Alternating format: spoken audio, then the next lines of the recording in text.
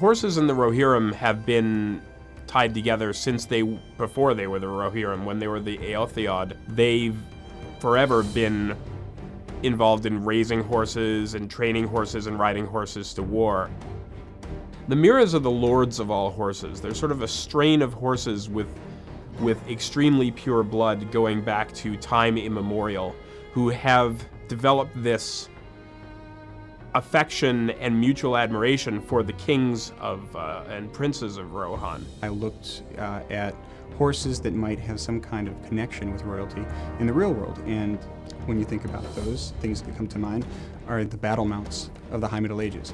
And the Andalusian horse, the Carthusian horse, and the Frisian horse have a body type and an anatomy that is extremely muscular, but not overly so. Just as you might think about a lean thoroughbred for the track, you wouldn't expect to see an armored warrior riding that horse into battle. And so the body type of the horses, the way they look in game, is different. Another thing that we did is we gave them very prominent feathering on their hooves, which adds an element of floating to the effect when you see them run.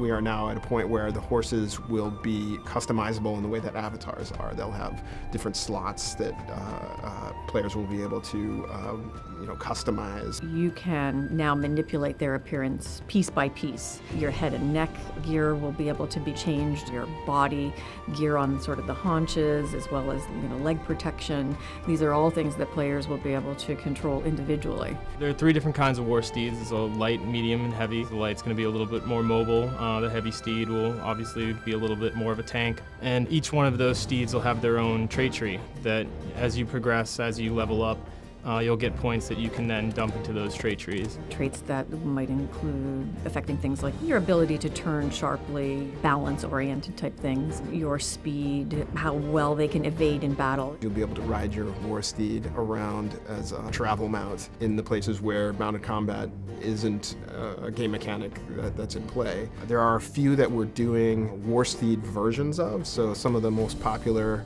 travel mounts will have war steed armor sets made from their designs so that players will be able to emulate what they may have liked on their travel mount on the war steed.